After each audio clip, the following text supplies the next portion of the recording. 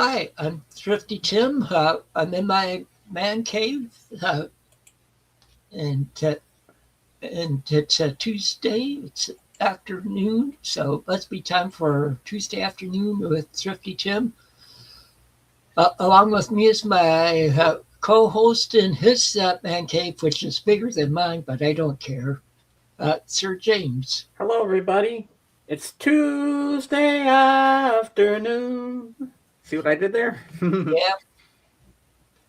Well, that's where I got the name for the uh, this stream. So,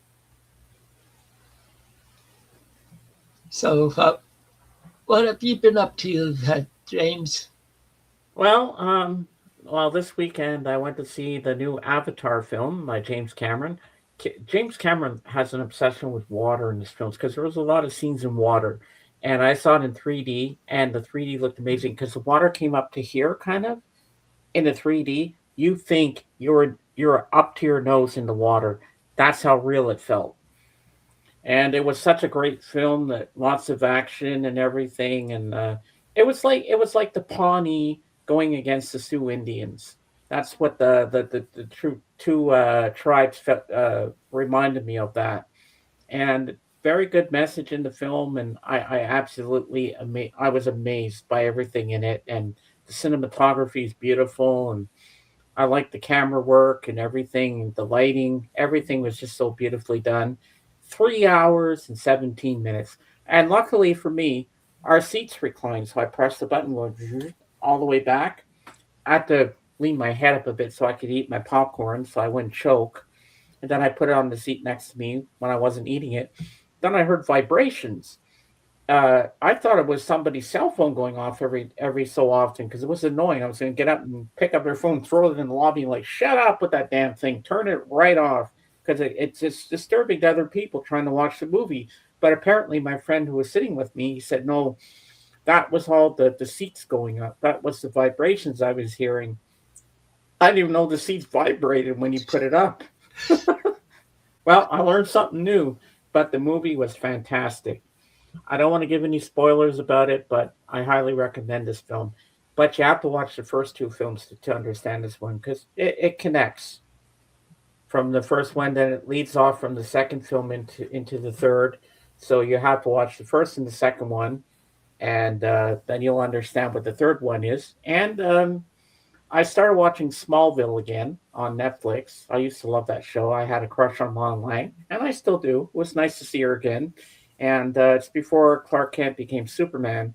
But you won't see him in the Daily Planet as Clark Kent with Lois Lane or anything like that. And John Schneider of the Dukes of Hazzard fame, he's in it. He plays Jonathan Kent, and Annette O'Toole is Martha Kent.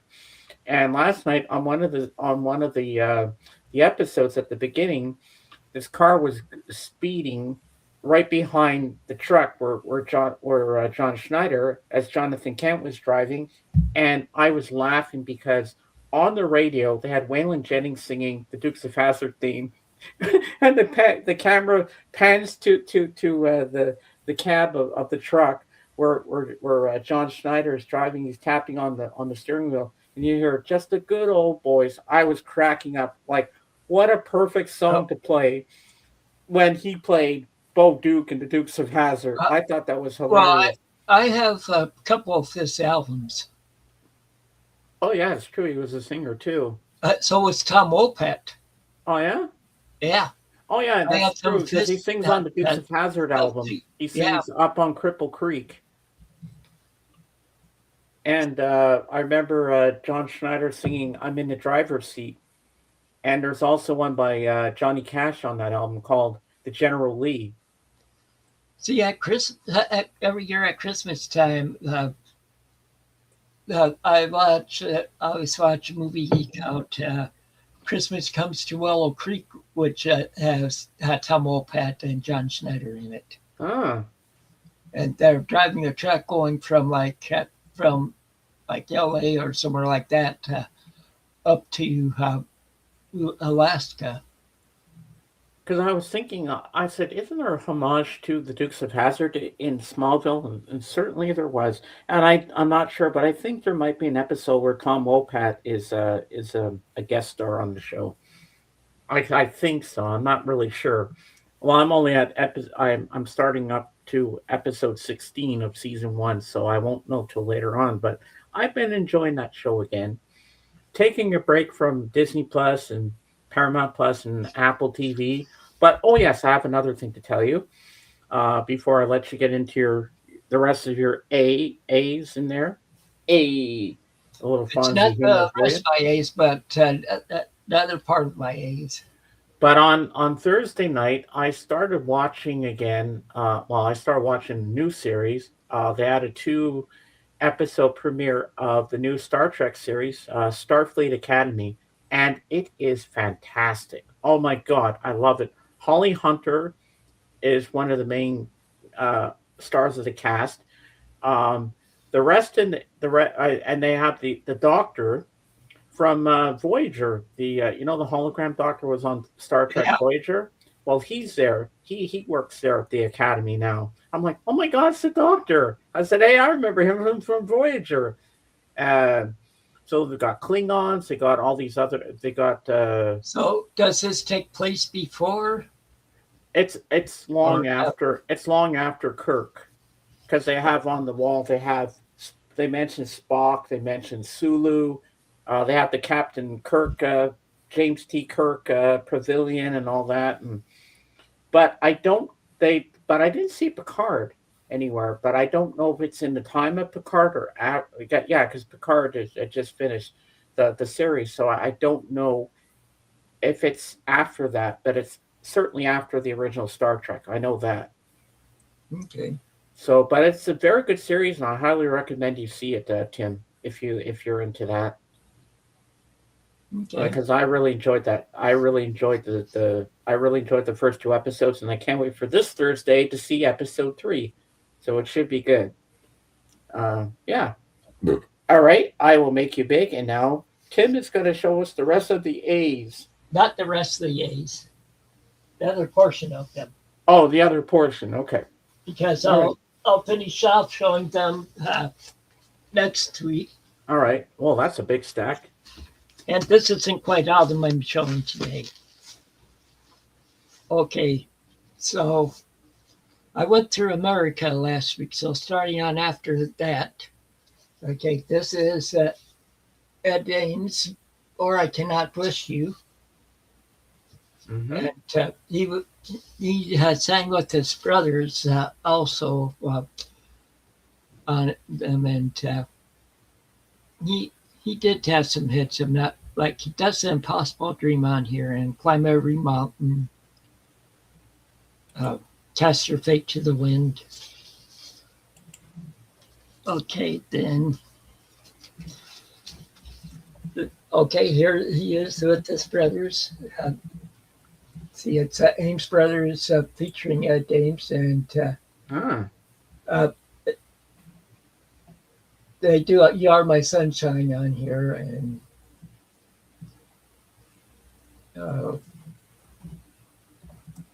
okay, the others I don't really recognize. Okay, here's one that you probably like. Ooh. I also have this on CD, Anderson, Bruford, Glickman, and Howe. That's Leonard Skinner, right? No, Anderson, Bruford, Glickman, and Howe. Oh, okay. You know, I like the album cover. but guys that were members of Yes, Oh, okay. but not all of them. And then some of them are out of the group. This was from 1989. Ooh. And yes, their music sounds like Yes. Interesting. Next one, John Anderson, Elias of Sun Hello. This was his first solo album. And what band was he in again? Yes? Yes, Okay. the lead singer. Ooh. And let me see. Did he have a falling out with a band or something? Yeah, with some of the newer members and stuff. So he decided, okay, the hell with you guys, I'm quitting. Well, no, for this one, he recorded it while he was still part of Yes, but they had all gone out to make done solo albums, and this is his that he did. And he was still with Yes for these two also, I think, these next two, which is this is his album, Song of Seven. Here's the front side, the back side. And I like this like Heart of the Matter is good on there and stuff. And then the next one is Animation. And that's an interesting title. Yeah, and there's some good songs on here. Like I think my favorite is "All God's Children." And this one, which a little later on than those, this is "In the City of Angels." And see, his music is still somewhat of prog, but then. That album cover on the front reminds me of a famous painting that I've seen. Yeah, and here's the backside of it. But it's not the actual painting I'm thinking of, but it almost looks similar to it. Okay, this one is Laurie Anderson, Mr. Heartbreak. I've never heard of her. She does like instrumental and stuff like that, but she also sings. I can't. Is she the sister to Lonnie Anderson, the actress? Oh, I don't think so. Next up is Lynn Anderson. Stay there till I get there. This is country. Wow, she's beautiful. Yeah, this is like from the late 60s, early 70s. You can tell by the hair. Yep. I have several here by her because I just like her singing. Her voice is that good. This is Rose Garden. That was a big hit for her. Now that song I do know.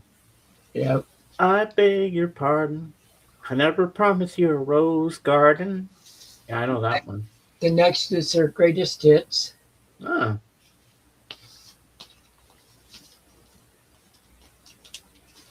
you sure do like her. You have a lot. The last one of hers I have is Keep Me in Mind. Nice. Okay, now these next three were the opening band for the first rock concert I went to. It's not as well known of band, but my brother and I went with my brother and my sister and a friend or two of hers. Well, anyway, this was at the Iowa State Fair, and see, we knew what the headliners were Styx, but we didn't know who the openers were. They didn't announce it till the day of the concert. And that band is Angel.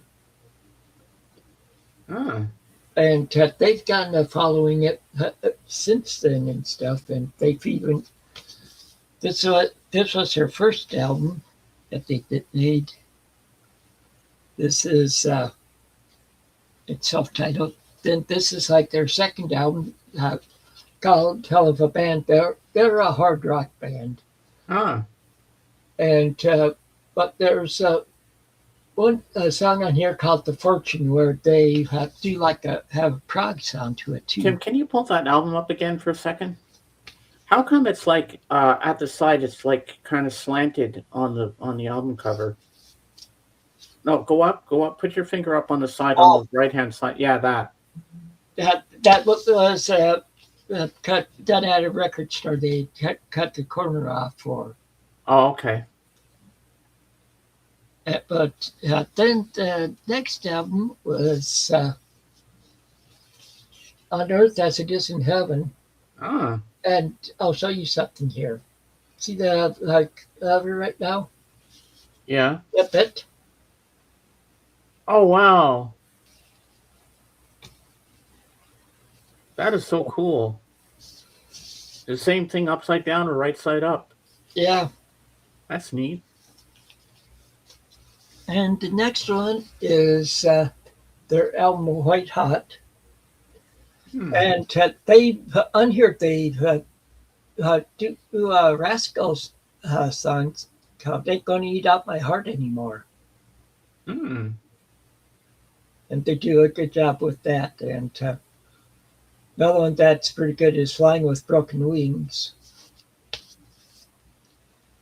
And then the last one of their albums I have is their Synthro album. See, I'm missing like greatest hits out, Life Without a Net, which was their greatest hits or a live album, and I can't remember what else they had. I was not listening too much of their stuff, and like I said, they're a late '70s hard rock band. Hmm. Okay, this one is this next one you've heard of him, of course. Eric Carmen and the Animals. Oh, yeah. This is the best of Eric Burden and the Animals. I mean, Nice. this is their greatest hits. Does that have House of the Rising Sun? Probably does. I haven't even looked.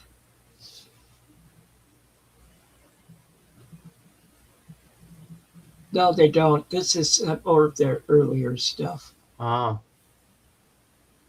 They do CC Rider on here.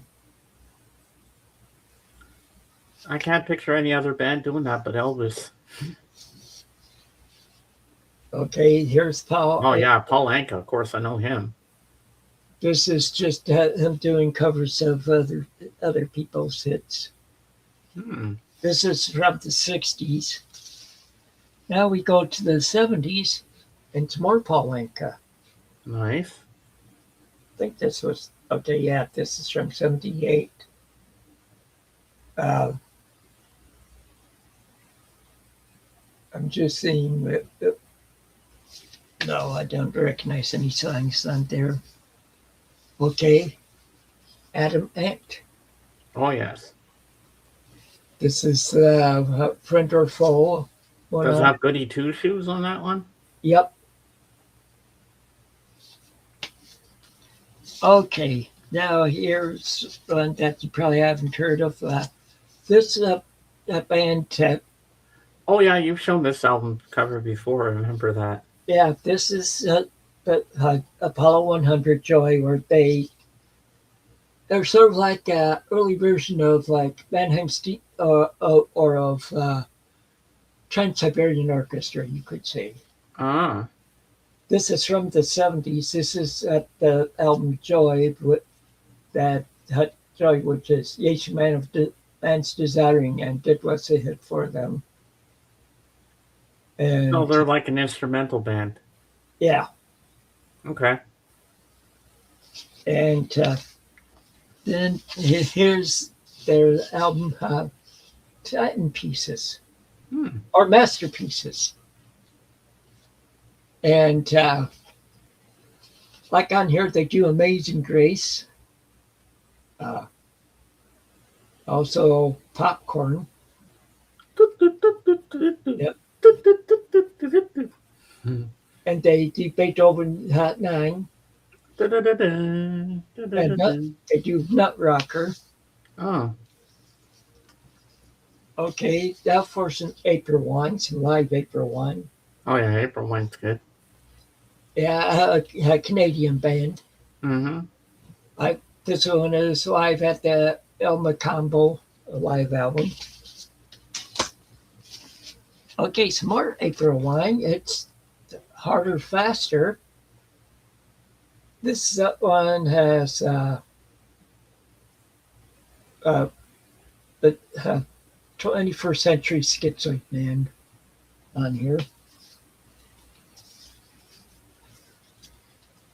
Hmm. And even more April wine. Mm. This is their the nature of the beast album. This is one with sign of the Gypsy Queen. Sign here. Sign of the Gypsy Queen. Love that song.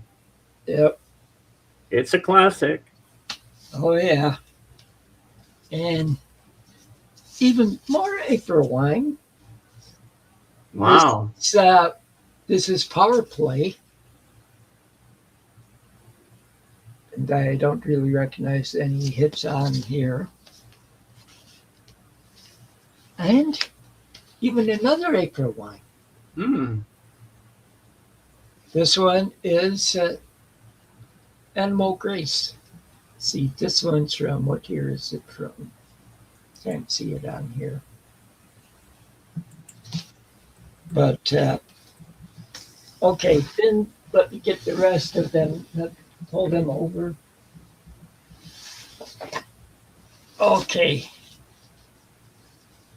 This is Arcadia, So Red the Rose. I think I've heard of Arcadia. Yeah, this was done by some of the members of Duran Duran. It was done around the same time as the album Power Supply was done by that other part of Duran Duran with I think Robert Palmer was with them with that or something like that. But on here they had a hit with the Election Day on here, and I think Goodbye Is Forever was another one on it. Okay. Now for some Argent. This is all together now. This is one with Hold Your Head Up on it. And then argent in French means money. Means what? Money. Oh, Argent. and you notice it has like a couple of pages of reading material in it too. Yeah. And see, you have this had get your Rod Argent in it anyway, which Rod Argent and then Russ Ballard. Those are the two bigger names of people in the band. And then this is their second album, In Deep. Mm. And this has a song that a lot of people think Kiss wrote. No, Russ Ballard of Argent wrote it, and then Kiss just added some stuff to it. That's God Gave Rock and Roll to You. Yeah, that song sounds familiar.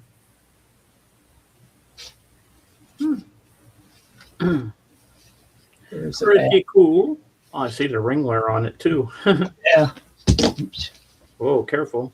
Yeah, he knocked my phone down. Uh-oh. And hello. here's our third album, Oh, Nexus. And Nexus. yeah. Nice. And then here's, you might not have heard of her, but her music's pretty good. This is about Joe Norman trading Back to the Night. Can't say that I have. It's a black woman, but she plays the guitar and stuff, and boy, can she play the guitar. See, I got pretty much, it was a blind buy for me originally. See, you notice the price tag on here says 25 cents. Yeah. Okay. That's a good bargain, man. Then here's her album, self-titled album. This is the album that got me listening to her. Got it for 10 cents at a thrift store. sleight of hand. It's a promo copy, near mint, pretty much near mint condition. It's always a plus. Okay. Actually, yeah, I have to take some off this shelf. Okay, that's okay. Because now I go into my Eddie Arnold albums. Ah, now there's a name I know. Okay, more Eddie Arnold. Mm-hmm.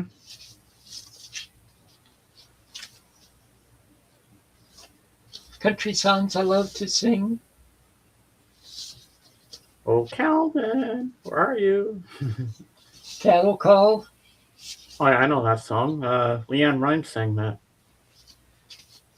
My World. Mm-hmm. The Easy Way.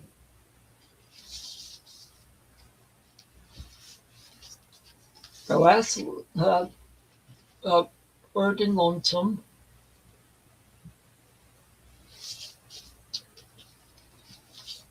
Somebody Like Me.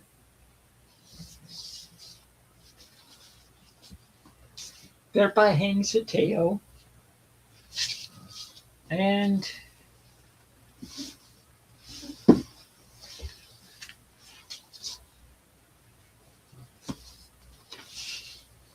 okay, The Ever Loving World of Eddie Arnold.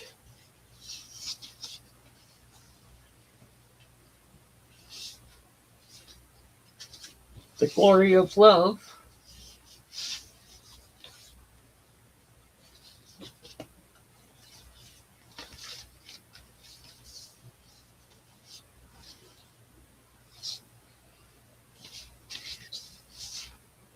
Standing Alone.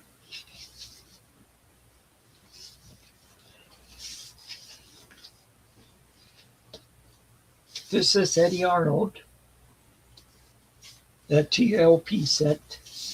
Mm-hmm.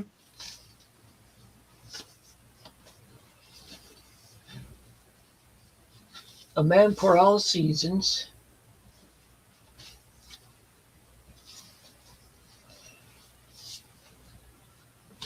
Uh, Christmas with Eddie Arnold. And down the other side, it's Christmas with Henry Mancini.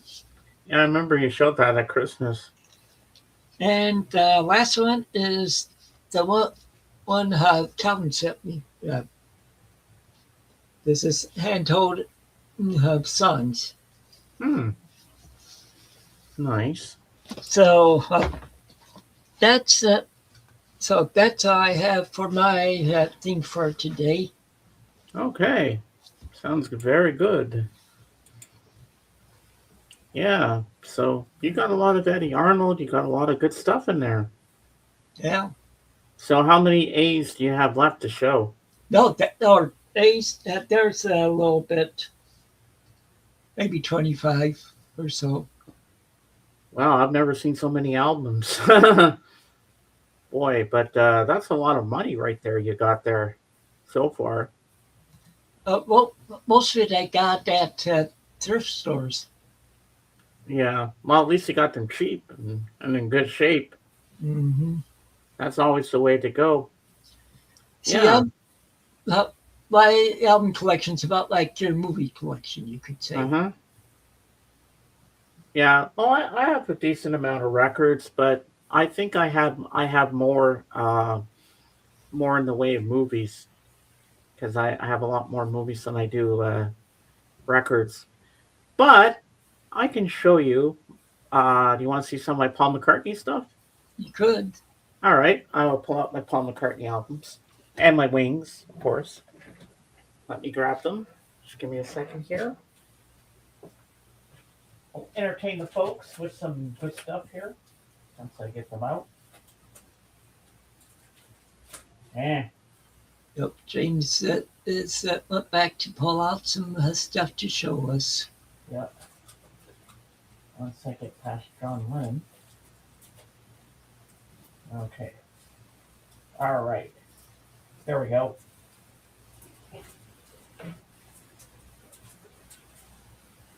Okay, we got the first two here. Okay, there we go. We're getting there, folks. Hold on.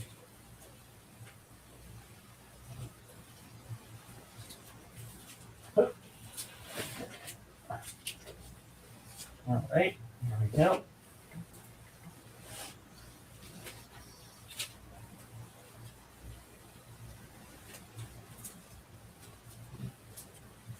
And back to the A. There we go. Okay, we got every one of them. All right, now we're good. Okay. Now I gotta lift these things. This is gonna be a heavy bunch here. Oh my god. Whoa.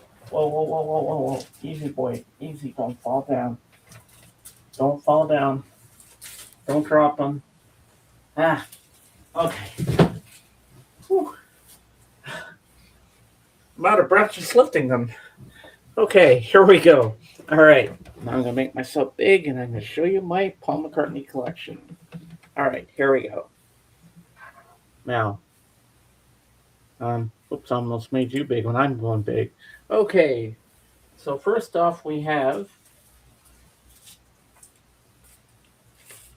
McCartney, his first solo album, which he did all the instruments himself. And we have a 45 in here. Well, actually, we've got two in here. We got It's Not True by Paul McCartney. And the A side is Press from his Press to Play album. Then we have, what's this one? We have Mull of Kintyre. And then the B side is my favorite, Girls' School. So we got that. So that goes in here. But first I got to take this out so I can tell you what the songs are on this one. We have The Lovely Linda, That Would Be Something, Valentine Day, Every Night, Hot as Sun, Glasses, Junk, Man We Was Lonely, Ooh You, Mama Miss America, Teddy Boy, Sing Along Junk, Maybe I'm Amazed, and Cream Acrore, whatever that means. And there's Paul with his baby girl, Mary McCartney. So that goes back in here like this. And the 45 go in there too. Slide them down in. There we go. So that's number one.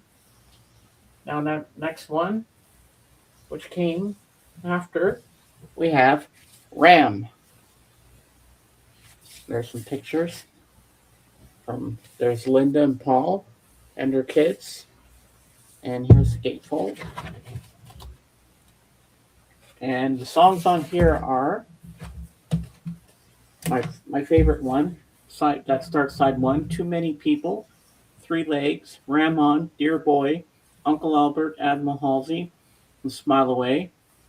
Side two, we have Part of the Country, Monkberry Moon Delight, Eat at Home, Long Haired Lady, Ram On, and The Backseat of My Car. And it's featuring with Danny Sywell, Dave Spinoza, and Hugh McCracken. And it's produced by Paul and Linda McCartney. And Smile Away, I always thought it was do do do do do do do do do do do. That's what I thought they were saying in the background, but it's learning how to do that, learning how to do that. I love Smile Away. Great song. And then next up, I put all the singles Paul McCartney before it, but I should put them in the proper order, the way they were. Next up, we have Tug of War. This is a great album. Do you have this one? I'm not sure whether I do or not. I might have it. And next up, we have another one I really like. Here's Take It Away. It's a Japanese pressing. There's the OB strip, and it's on yellow vinyl. And then we have another great album here that I love. This has Say, Say, Say on it. Pipes of Peace. I like album. Say, Say, Say. Yep. And then next up we have, this version is the edited version of the soundtrack, but if you get the CD or the cassette, it had every song on it because so bad and not such a bad boy is not on here. It's the soundtrack for "Give My Regards to Broad Street." Okay. But my favorite song on here is "Wanderlust" because it's better than the Tug of War version because it's got a brass section and it sounds much better. And then we have now we get into the Wings albums. So their first one, "Wildlife." This is a half-speed master. I have that one. Yep, this is great. Then we have another pressing that I have. This is a Canadian pressing from 1971, and it's VG Plus. So And we got it took, I remember it took you so long to find that one. yeah. The first one was from my friend Dave, and the second one was from my friend Sega George, because that was the only one I was missing to complete the whole set. And then after that, we have this one has Little Lamb Dragonfly, My Love on here. We have Red Rose Speedway, Paul. And next up, my all-time favorite Wings album, Band on the Run. Yeah, that's a good album. I have it. And next up, we have this is a gatefold, but I have it in the sleeve, so I'm not going to take it out because part of the record thing is falling apart. So that's why I put it in here to protect. Yeah, So we have that's my favorite Wings album. Venus and Mars. Yeah, this is a great album. Yep, I have that album. And then next up we have Wings at the Speed of Sound. This one has Let 'Em In. Someone's knocking at the door. Somebody's ringing the bell. Love this album. This is a classic. We got that. And then next up we have one I still haven't listened to. This is a 3-record set. We have Wings Over America. Yeah, I think that's one I used to have before I went into the Air Force. Oh yeah? Yeah, this is a great album to have. Took my friend Sega George. Ooh, I almost choked on my cough drop when I swallowed that. Here, I need to sip on my drink before I continue. Okay, I'm okay. Don't worry, I didn't choke. I'm good. All right. The next up we have London Town. Okay. And my favorite song on here is Cafe on the Left Bank. I think I might have that one. And then next up we have Wings Greatest. Yep, I have that on CD. Yeah, and we have on here Another Day from 1971, Silly Love Songs 1976, Live and Let Die 1973, Junior's Farm 1974. I like Junior's Farm, it's a good song. Yeah. With a Little Luck 1978, Band on the Run 1973, Uncle Albert Admiral Halsey 1971, Hi Hi Hi 1972, Let 'Em In 1976, My Love 1973, Jet 1973, and last of all, Mull of Kintyre. So I got Mull of Kintyre on this album, and I have the 45 with Girls' School. And then last but not least, their final album they ever made, Back to the Egg. And on here we have side 1, Sunny Side Up. I love how they say that. Reception, Getting Closer, We're Open Tonight, Spin It On, Again and Again and Again, Old Cyancer, Arrow Through Me. And then side 2 we have Over Easy, Rockestra Theme, To You, After the Ball, Million Miles, Winter Rose, Love Awake, The Broadcast, So Glad to See You Here, and then last is Baby's Request. And I just absolutely love this album. It's a real rocker. Let me tell you that much. And now, I'm going to go small, and now it's time for Tim's Book Corner. Okay, I did get some reading done this week. But the part of the week was slow and part went faster. Oh, with my first off with my physical books. First one is Graham Greene collected stories. These are Oh short yeah, isn't stories. that from the library? Yeah, Okay.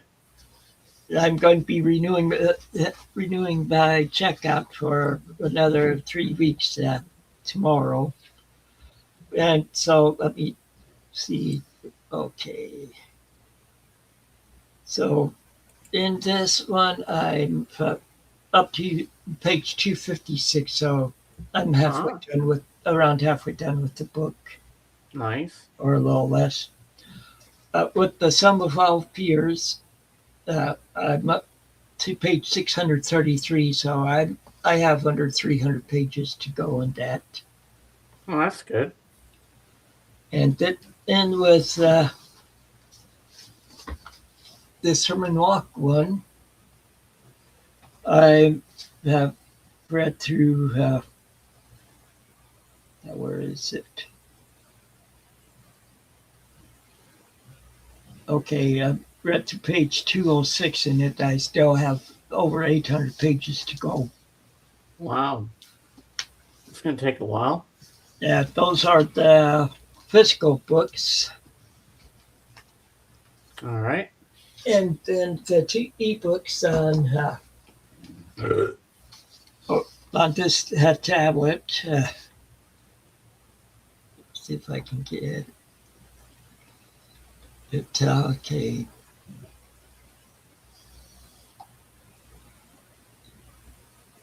I'm going to need to charge this later.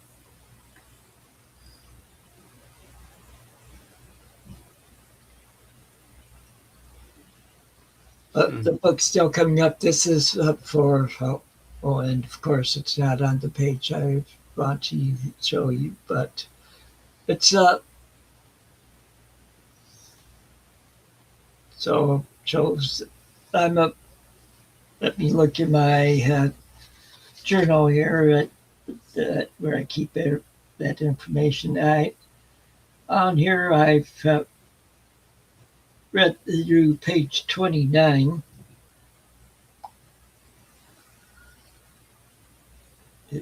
What it shows. So I'm about to start chapter 8 in it, and I'll turn it off.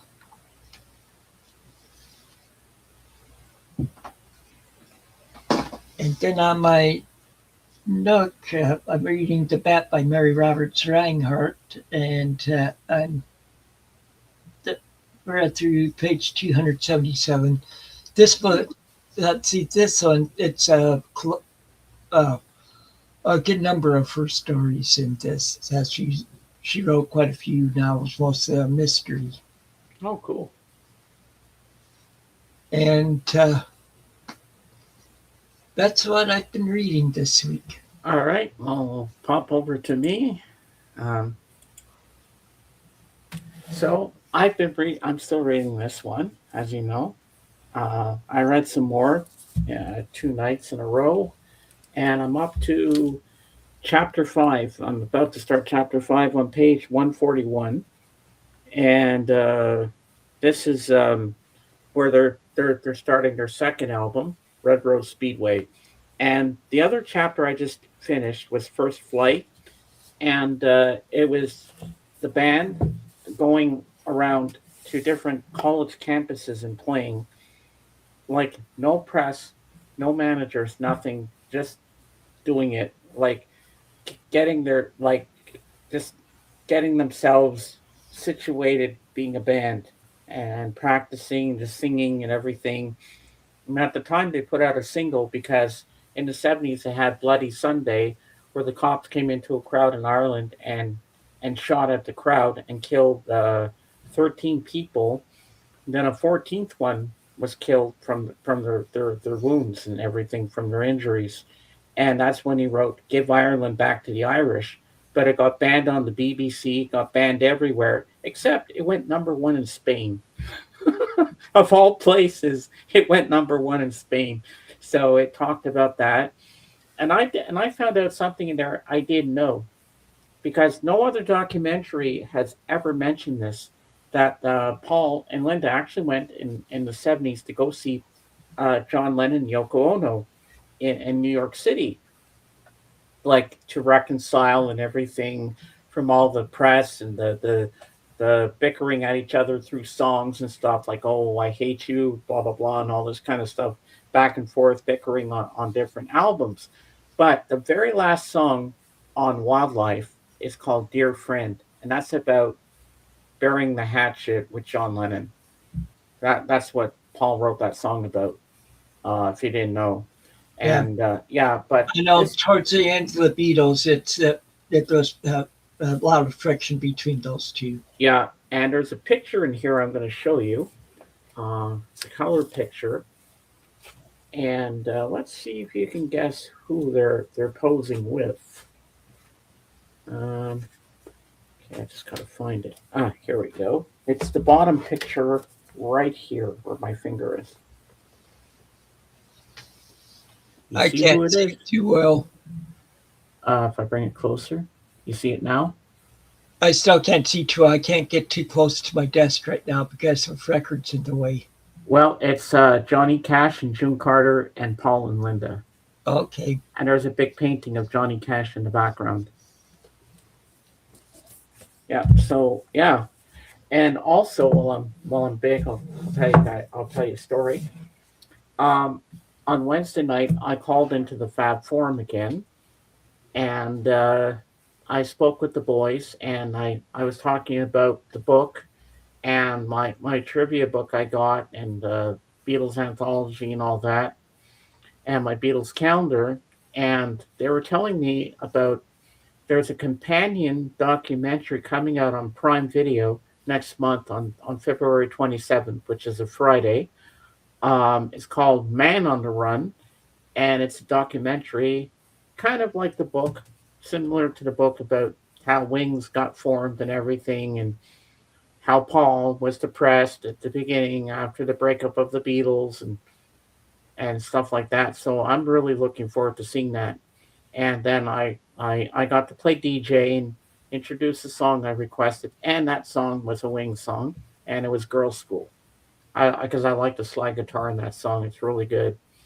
So that's what I've been reading so far. And now I got a question for you. How do you find time to get all a little bit of chapters in every book? How do you do it every single day? Pretty much. What I'll do is I'll read a chapter in one book and go to read a chapter or two in one book and then go to the next book and stuff. Oh, so you just jump from book to book to book.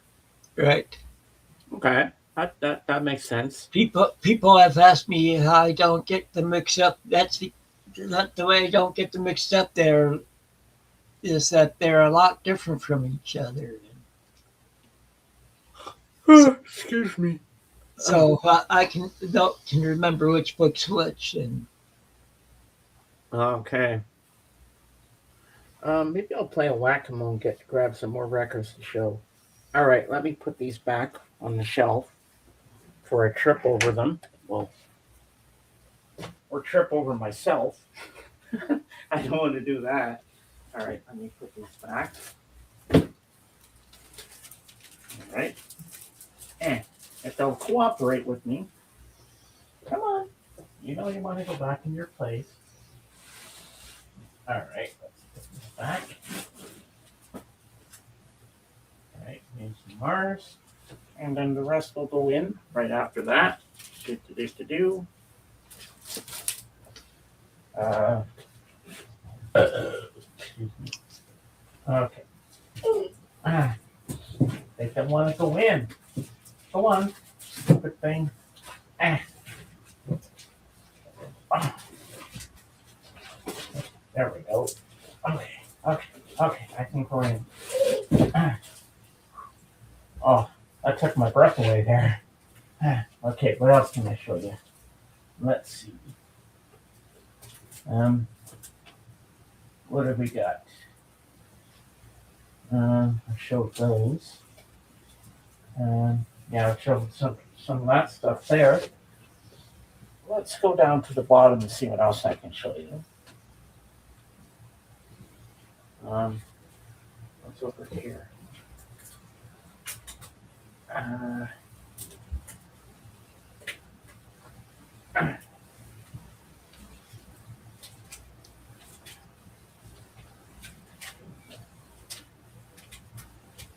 okay, I can show these. Okay, perfect, perfect.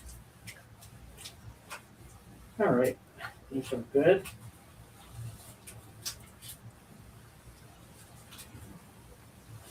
All right, excellent. Okay, I got a few things to show. All right.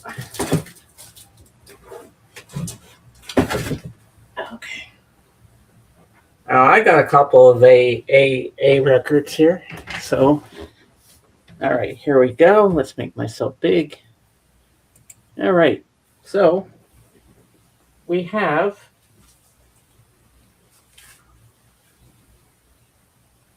Alice Cooper Goes to Hell. Do you have this one? No, I have some Alice Cooper, but don't have that one. Then we have Alice Cooper, Welcome to My Nightmare. This is a great album. Yeah, I used to have that one, and if I remember, to know my oldest brother, had it. Then we have. Oh, wait. That shouldn't be there. That should go there. Then we have Alice Cooper's Greatest Hits. I have that one. That should go there. Then we have Kiss, the originals, the albums that touched off a rock and roll explosion. So yeah, I got 3 albums in here. Their first 3 albums: Kiss, then Hotter Than Hell, and Dressed to Kill. I have Hotter Than Hell. And Yeah, so I have them all in a 3-disc set here. Then we have one of my favorite albums, Destroyer. This has my favorite song on here. Shout it, shout it, shout it out loud. Is that the one with Beth on it also? Oh yeah, Beth is on here. Another one I love, Beth. Yep. Then after that we have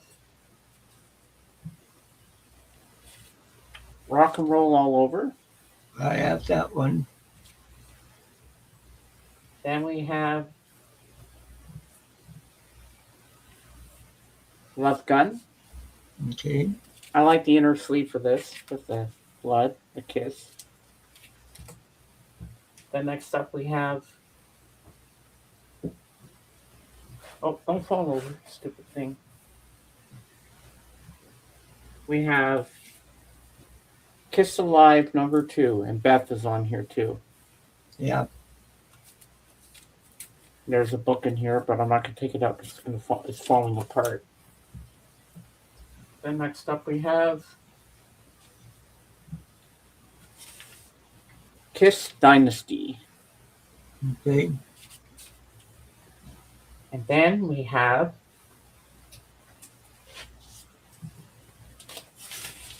The Doors' Greatest Hits. Okay. And Doors. my friend Kate, I always tease her with this one because she wants this. Look, it's on white vinyl. And let me tell you what songs are on here. All right, if I get this up here, let's see. We have side 1, Hello, I Love You, Light My Fire, People Are Strange, Love Me 2 Times, Riders on the Storm. Side 2, Break On Through, Roadhouse Blues, Not to Touch the Earth, Touch Me, and my favorite song, LA Woman. A lot of good songs on it. Yep, so that's a good one. Wait, okay, that's not in properly. Okay, there we go. And next up, we have my favorite album, LA Woman. Okay. And on here we have, the songs are, side 1, we have The Changeling, Love Her Madly, Been Down So Long, Cars Hissed By My Window, and to end off side 1, my favorite song, LA Woman. Side 2, we have L'America, Hyacinth House, Crawling King Snake, The Wasp, in brackets, Texas Radio and the Big Beat, and then the last song, Riders on the Storm. That's a great way to end this. And this was the very last album they ever did. And then next up we have their first album, The Doors. Yep, I have that. But this one doesn't have the part where they go, she gets high, she gets high. That's the one everybody really wants, is where she says that. So yeah, that's what that one is. And yeah, so that concludes The Doors. Now, if I can get this back inside the sleeve, get that sleeve in there. There we go. All right, your turn. You do whack-a-mole. Oh, okay.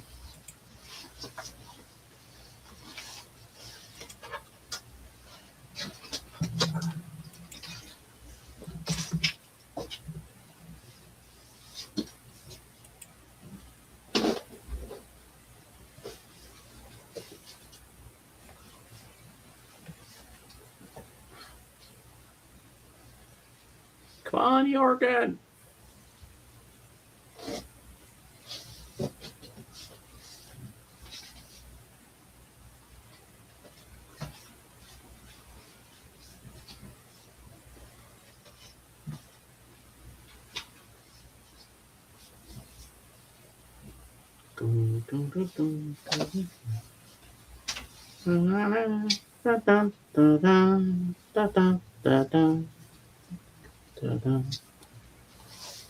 Yeah, I pulled out some records. All right, let's make you big and let's see what you got.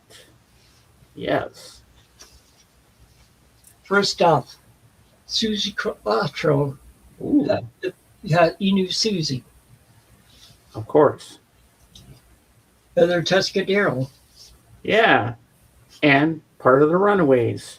Yep.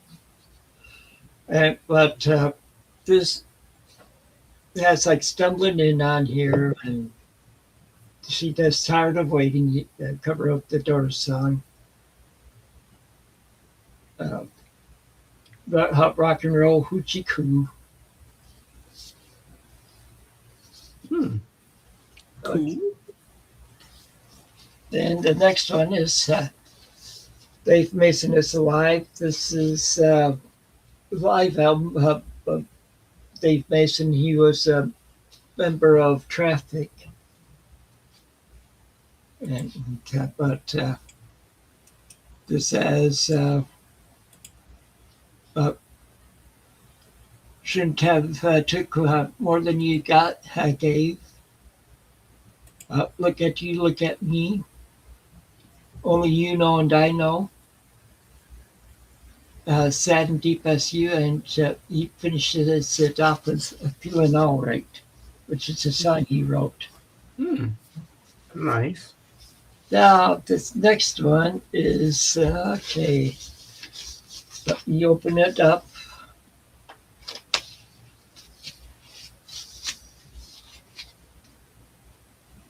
Ooh. This Creedence Clearwater Revival, 3 of Nice. that.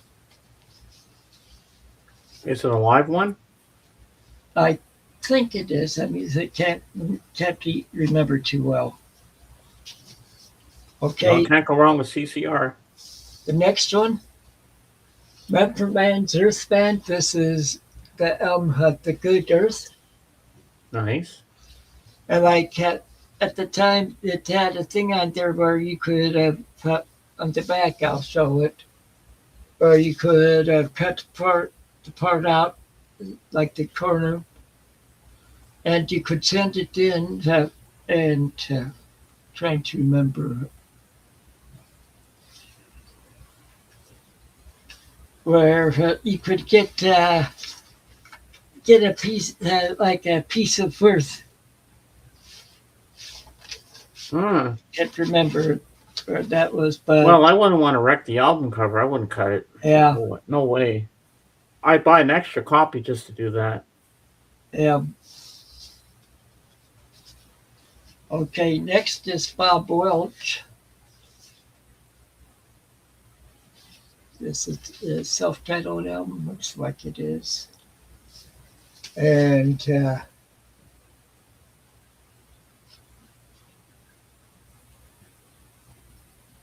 I'm just checking. This is after he left Fleetwood Mac, and Hmm.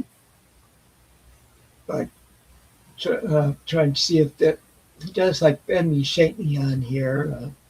Bend me, shape me, any way you want me. Next up is Meatloaf, Dead Ringer, Mm-hmm. and this is an album with Rita Does it, Mendeep on it. Is on does it. it have the dashboard light one? No, that's it. This is an album after that. This has a song Rita Mendeep on here, which was a hit for him. Was that his Also, actual name? Meatloaf? he had it officially had it changed to be Meatloaf. Oh my god. Why would you want to call yourself Meatloaf for the rest of your life? That's kind of weird. Yeah, but that album also has Dead Ringer for Love and I'm Going to Love Her for Both of Us. And okay, there's Jordan. The last one I have All is right. I will put the link out for him. Here you go, Jorgen. The link the is on last its one way. is Stando featuring Patty Smythe. This is one with the warrior on it. Oh, yeah, The Warrior. Love that song.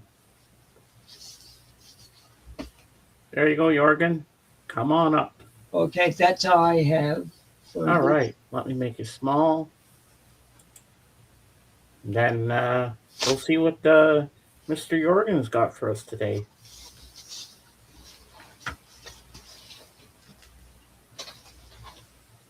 Then a little later, we'll have our wrestling talk like we always do. Because I started that thing, and hell, am I gonna? I'll never stop with it. I like talking about it.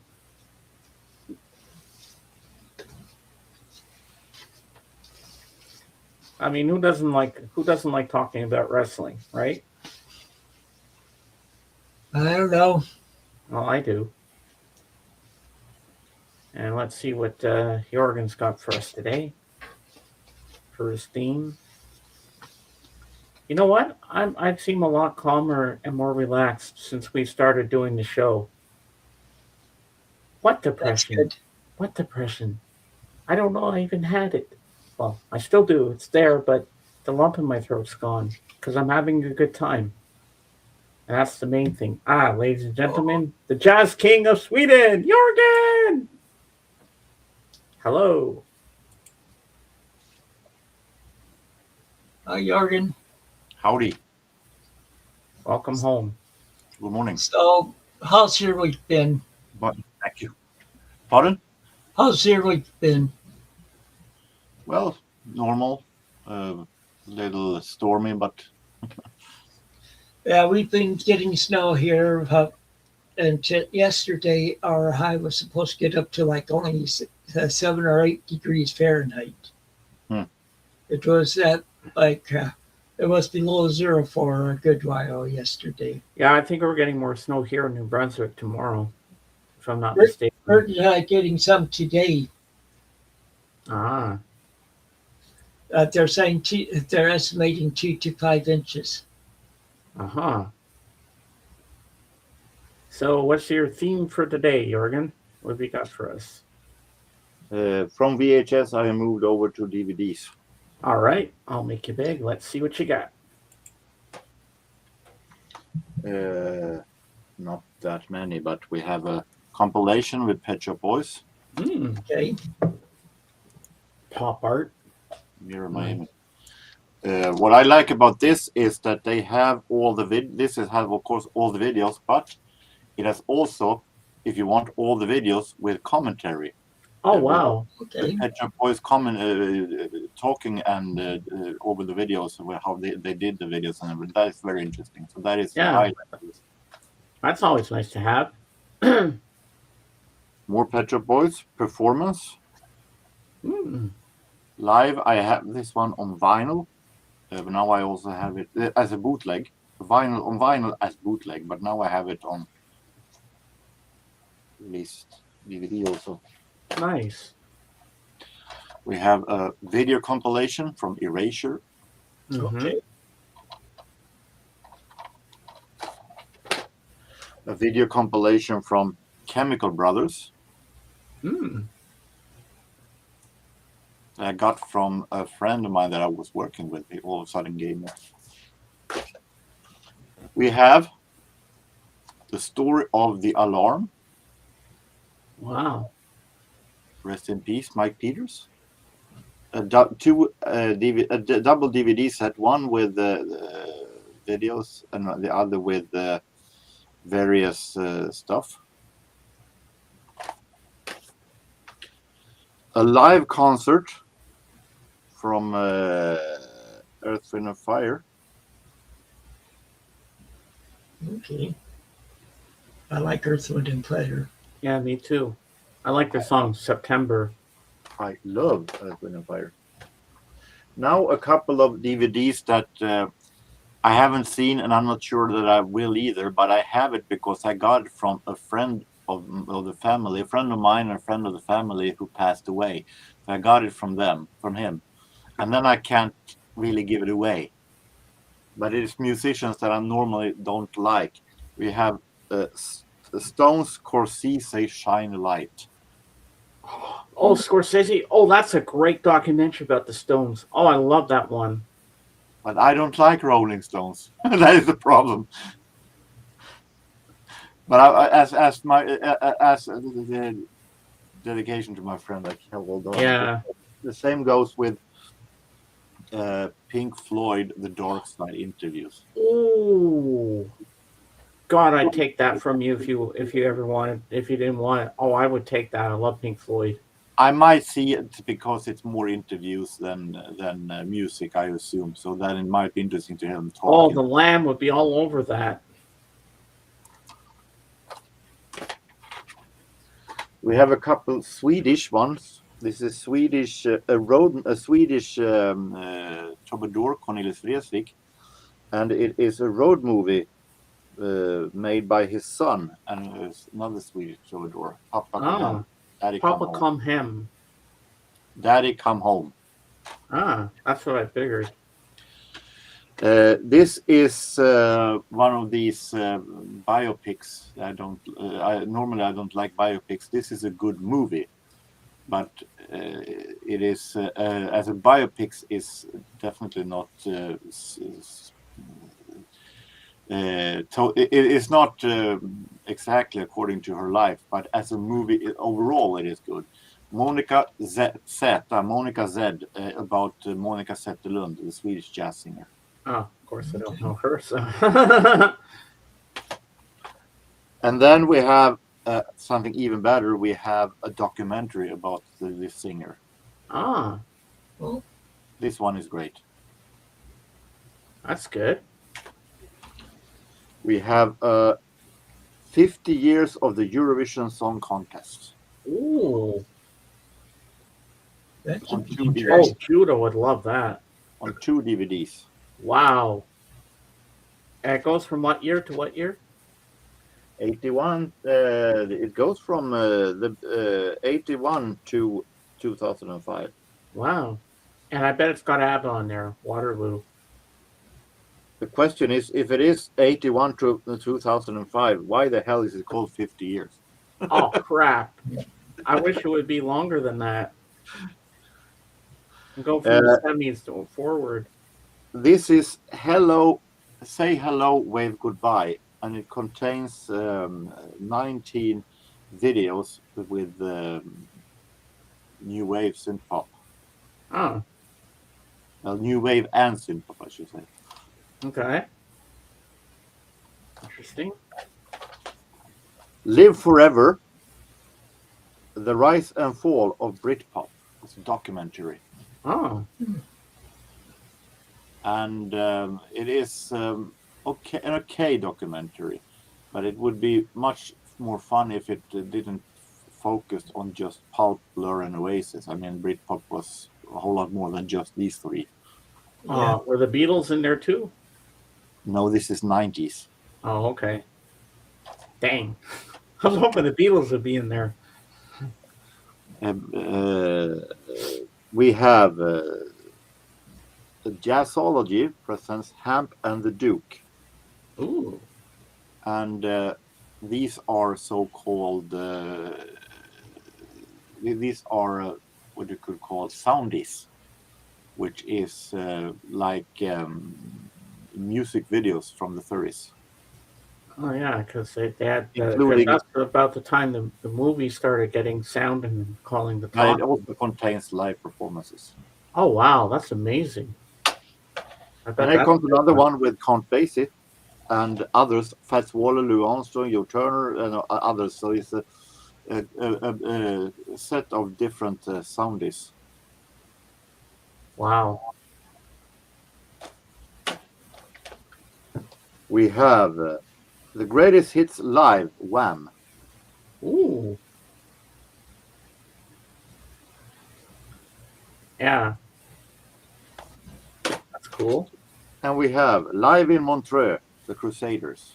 Ooh. Okay. I like the Crusaders. Yeah. And it is a live concert from 2003, but also contains some bonus tracks from 76. Ah. It's pronounced Montreux. Montreux, here we usually say, but Oh. Well, here in Canada, we you say Montreux. You say Montreal. Yeah, it's Montreux. Yeah, those are great. Oh, that Martin Scorsese Stones one. That's a great documentary. That's the one where Keith is doing a song with the Stones. They're doing a song, like they're showing a live concert and everything, and Keith is standing there like this after the song. He's like, just like that. He doesn't know what century he's in. I'm like, Keith, the song is over. Do you realize that? I think it was so far gone from whatever he smoked, and he was so high.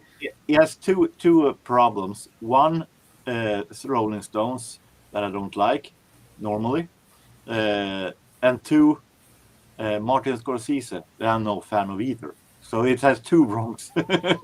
Oh, Martin Scorsese is a great director. He does all those mafia films. He did Goodfellas. That's a great. Yeah, and I'm not too high on mafia films either. Well, he's a great. What I've seen is a little too fuzzy for me. Well, I know you have to keep that because if you didn't want that DVD, I take it, but I don't know if it would play here. If it's region free, if it would play here on my player. No, I would assume it is. I would assume it is region 2. Mm-hmm. And North is European. Yeah, I don't think it would play here. No. Well, last night I was putting on Netflix to watch some more Smallville, and guess what popped up that was coming on last night on Netflix? Monday Night Raw.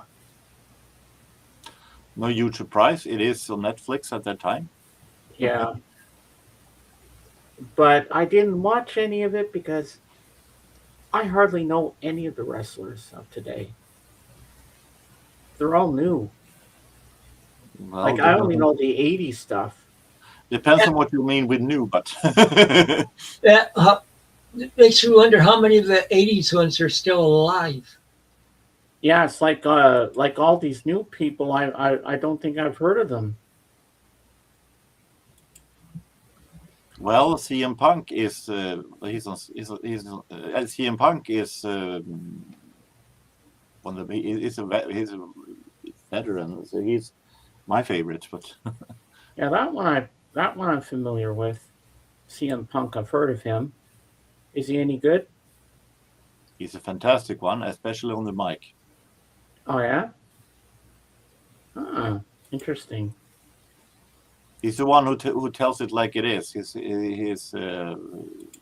really can give wrestlers a bash, not just a scripted that sounds theatrical. He really tells it like it is. But of all the eras of wrestling, what would you say is the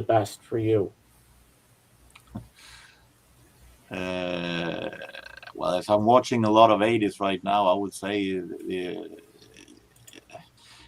it's hard to say because every era has its prime and its downfalls. But I would say also the 80s. But even though the wrestling itself wasn't the best, but the feeling was the best. I would take the humor from the 80s, the storylines from the 90s, and the wrestling from today. Ah. Yeah. I mean, there's a lot there. I mean, I used to love watching it back in the 80s. I'd rent all the VHS cassettes at my local video store of all the wrestling and like that.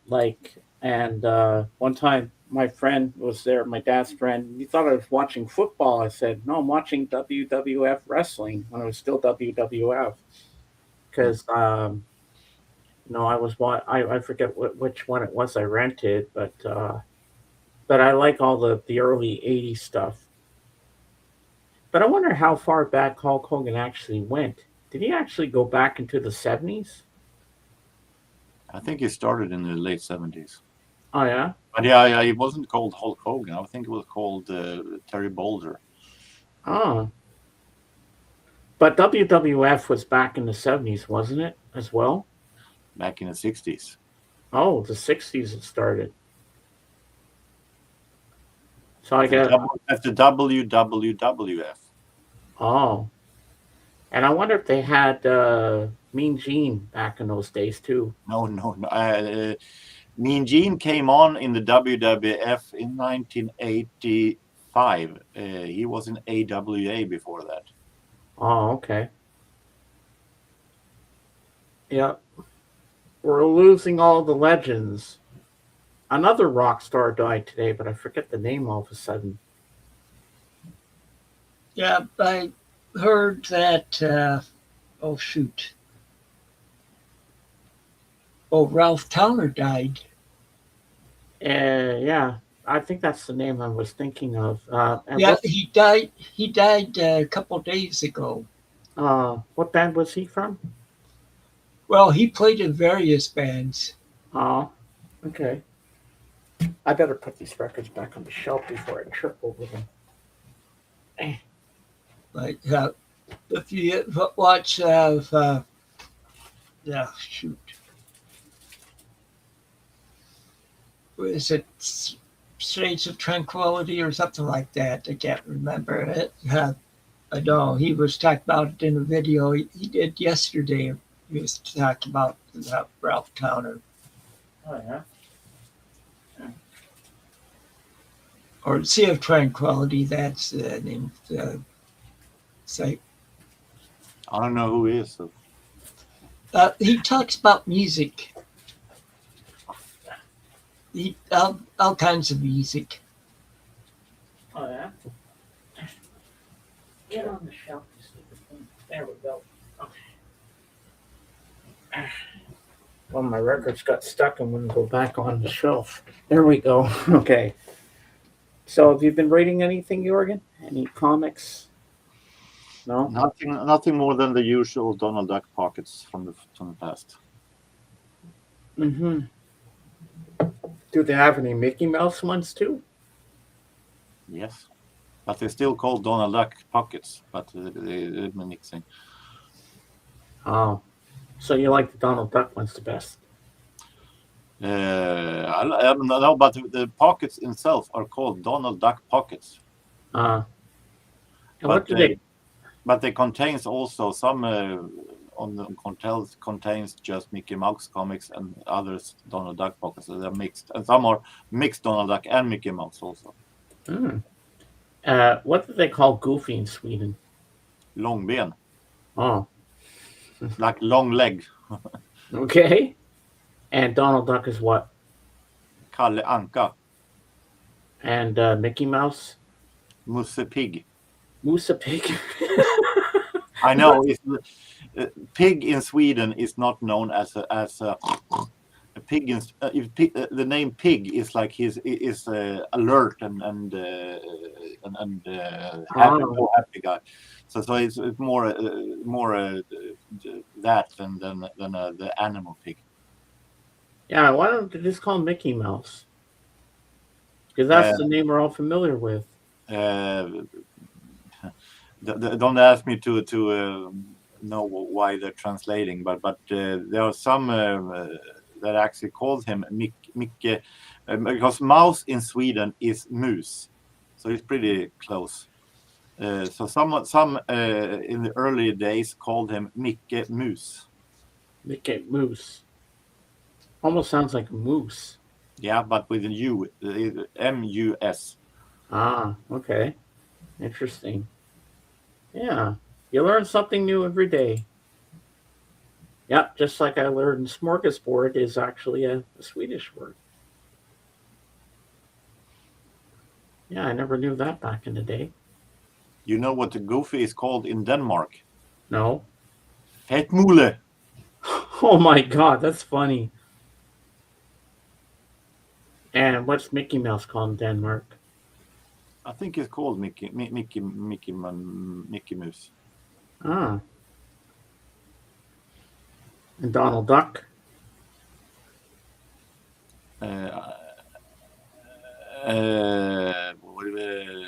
Uncle Don. I think it's called Donald Duck there.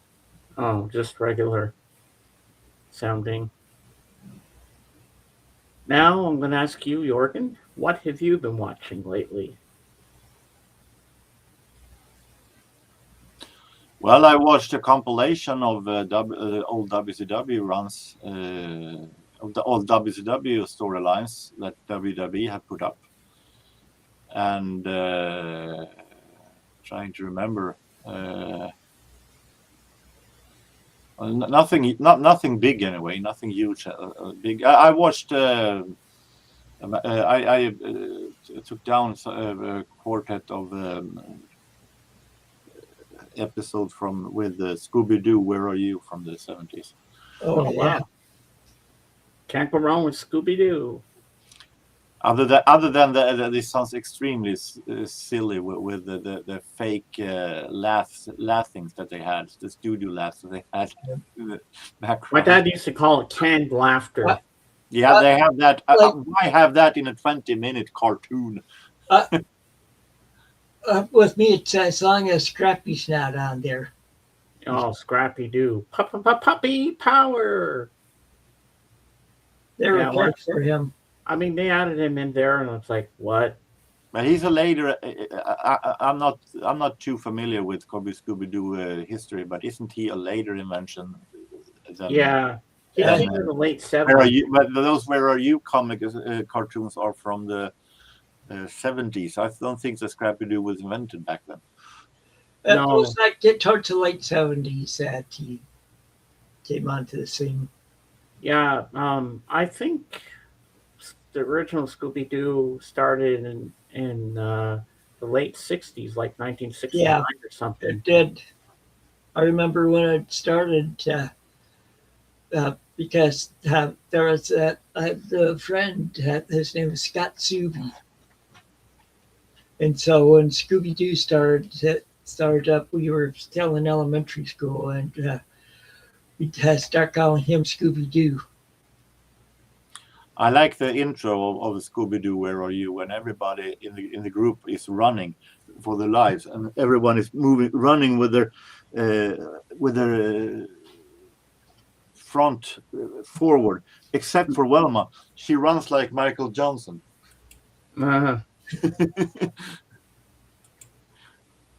Yeah, I remember that. Scooby Dooby Doo, where are you? We need some help from you now. Yeah, that was I used to watch that with my cousins at their house. And we used to stay over for Saturday morning cartoons, and we used to watch that together. And right after that, a little later, my uncle would make me peanut butter and toast. My Uncle Mickey, and we'd sit down, we'd watch Fat Albert and the Cosby Kids. But fake laughter aside, I think that Scooby-Doo Where Are You is by far the best Scooby-Doo version, in my opinion. You can watch a lot of Scooby-Doo on Tubi, James. On Tubi. Wow. Yeah, I'm gonna have to check that out. I love Scooby-Doo. Chooby-Dooby-Doo. Scooby-Dooby-Doo. Hee-hee-hoo. Something like that. So how did Doc and the boys like all your stuff that you showed on Sunday? Well, majority of them, like Doc and Tim, had already watched my unboxing video. Ah, that's cool. Yeah. Well, another series I like, but it's not one I have in my collection. I don't think I'd buy it.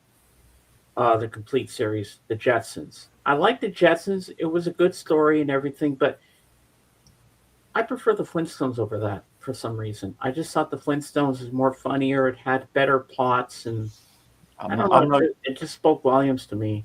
I'm no huge Flintstones fan, but I think Flintstones is better than Jetsons because Jetsons feels like a desperate way to take Flintstones and twist it. Flintstone twisted ripoff. I mean, they had 6 seasons. The Jetsons didn't have that many seasons. It didn't last long. Well, they had some episodes that they beat together, both the Flintstones and Yeah, Jetsons. the Flintstones meet the Jetsons, like they had a crossover one of that. Yeah, I remember that. But I don't know. The Simpsons. Why am I saying the Simpsons? I mean, the Flintstones just were better. And I can also say that the WWF also did a movie together with the Jetsons. The Jetsons as well? No, you're thinking of the Flintstones, WWE SmackDown. Both. Oh, they did both. Yeah, because I have the Flintstones one. Yeah, but they did it with both. That's in my box set with the Man Called Flintstone. Well, the reason I got the Blu-ray is because the DVD complete series of the Flintstones didn't have any of those movies. But when I saw that the Blu-ray had the Man Called Flintstone in the box set, I said, okay, I'm going for the box set on Blu-ray because it has the Man Called Flintstone. That's the reason I wanted that box set, because it had that movie. And the other one, the WWE SmackDown, I still haven't watched it yet, but you said it was good, Jorgen, so I'll have to watch and let you know what I think. Which is referring to? Huh? Which are you referring to? The one with the Flintstones. Okay. Yeah. Yeah, because that came with it, and they had all these movies with Scooby-Doo meets this, meets that, and I like the one where Scooby-Doo meets Kiss, the band. I think that the from what I've seen from the features of Scooby-Doo, from the cartoon features of Scooby-Doo meeting this and that, I think they're repetitive, the same formula all over again. So like the Harlem Globetrotters. Yeah, but Harlem Globetrotters was, if I'm not wrong, even way back to Scooby-Doo Where Are You? Period. Yeah. So those are not new. Those are pretty old ones. But when they meeting Kiss, they meet. Didn't they do also with those kind of girl band Jet, cartoon girl band Jet? Yeah. And those are repetitive. The same formula all over. Or like Josie and the Pussycats. Yeah, I think they got very much repetitive. But my favorite Scooby-Doo movie is Scooby-Doo and the Ghoul School, where they go to that school for the girls and they're all werewolves and vampires and all that. And I like that one. Or Scooby-Doo and the Reluctant Werewolf, where Shaggy turns into a werewolf and Dracula's after him, and they're in this car race. That one's funny. I think that aside from today's that they when they stopped animated and they stopped with cartoons and doing horrible puppet animation, I think that the adoption of Scooby-Doo, it must be when they skipped half of the gang and only had Fred, Scooby-Doo, and Scrappy-Doo, and that was the gang. I think that one was the most horrible one. Yeah. Well, the live action one they did, I think it was 2002 or 2001, I'm not sure. That one was pretty decent. The live actions are okay at the best, but the problem is there's way too many poop jokes. Well, of course, kids like fart jokes and stuff. Yeah, but I'm a little bit too old to watch farts and burps and that kind of jokes. I think that one was not my style, but it was an okay storyline. Yeah, at least they got Scooby-Doo done properly as a CGI character. And I like the live action one of Garfield. With Jennifer Garfield looks horrible. Garfield looks horrible. He wasn't that bad looking. That's a matter of discussion. And I like that Bill Murray did the voice. It wasn't a bad film, and Jennifer Love Hewitt was looking good in that movie. I mean, she's the whole reason I want to see the film. But they made him look more like Garfield, but Odie looked nothing like the cartoon character that he was in the comics or the cartoon series. Because I used to watch Garfield and Friends every Saturday morning on the Saturday morning cartoons. Do you remember Garfield and Friends? Yeah, I have watched some of it. They were broadcasted those cartoons were broadcasted here in Sweden.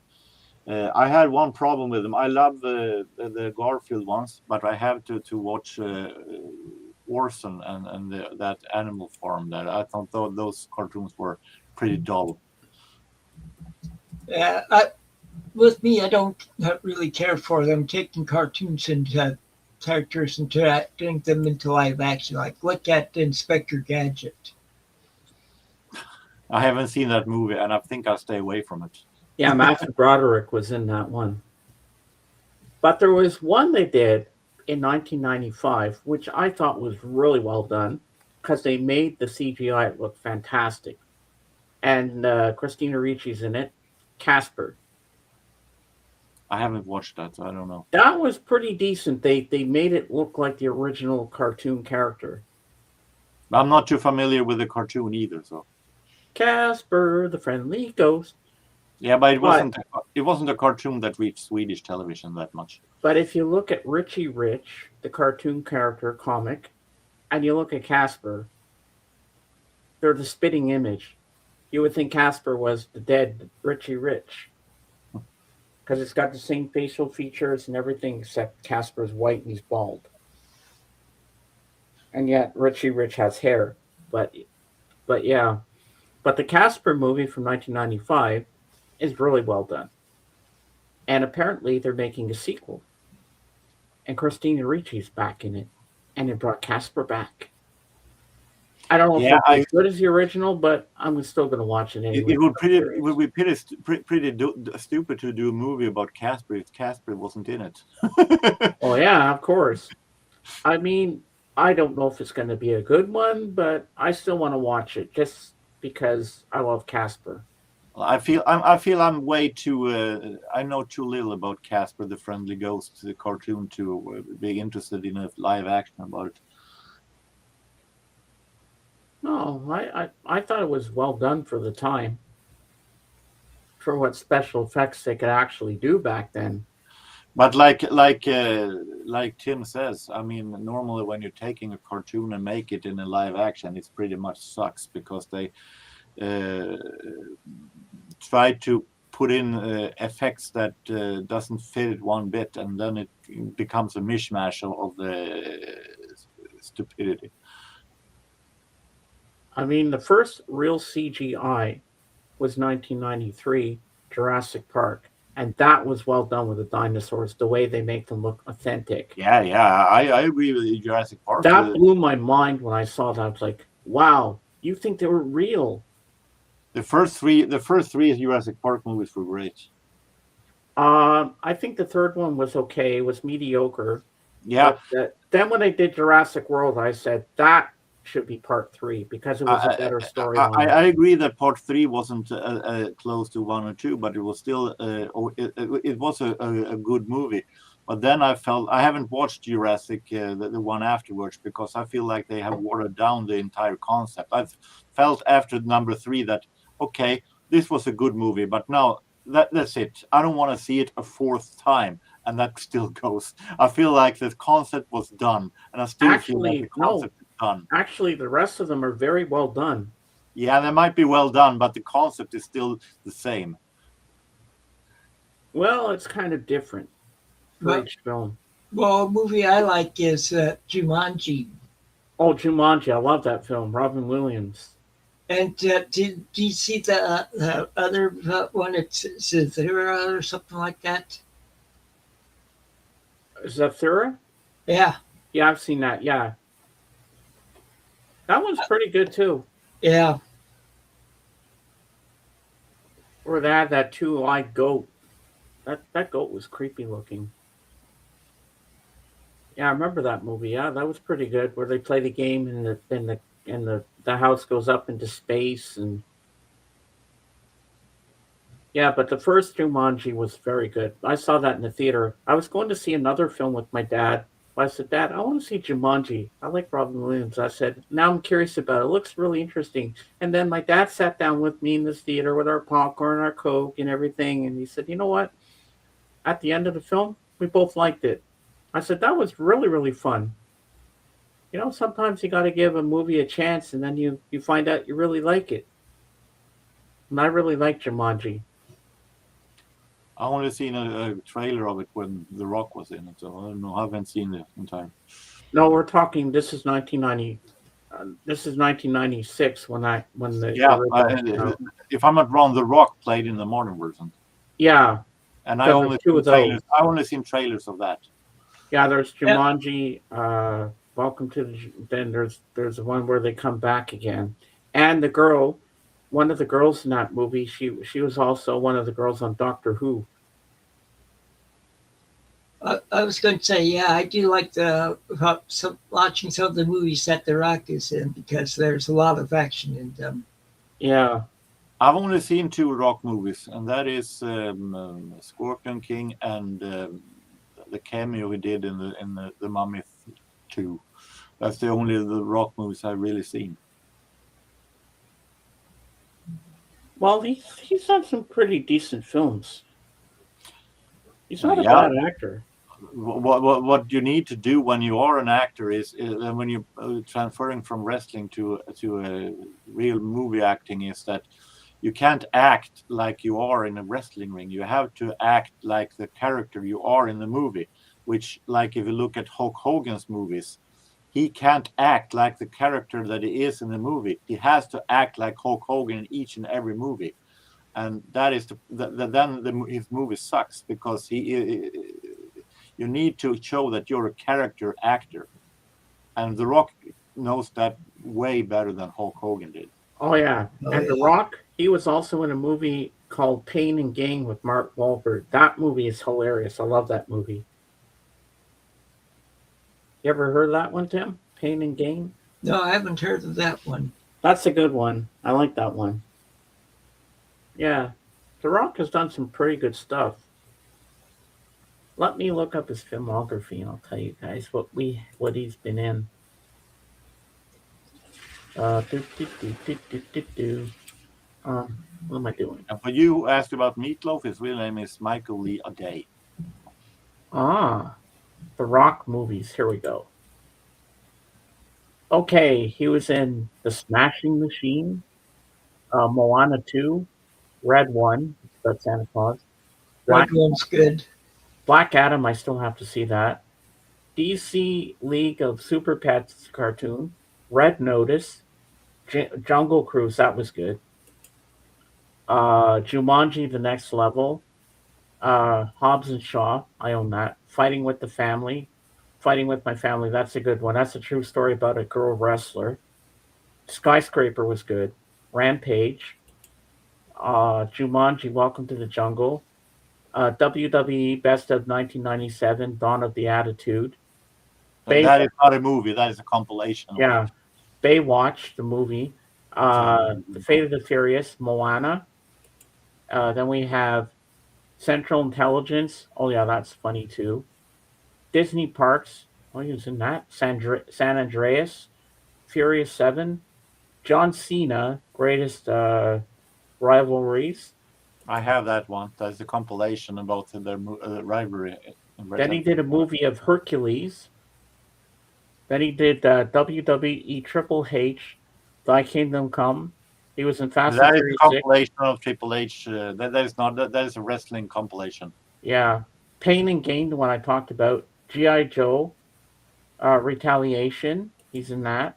Empire State, Snitch, The Epic Journey of Dwayne The Rock Johnson, Journey to The Mysterious Island, Stone Cold Steve Austin, The Bottom Line. He was in Fast Five, WWE Top 50 Superstars of All Time. He was in a movie called Faster. The Other Guys, oh god, that movie's funny too. Tooth Fairy, he's in that.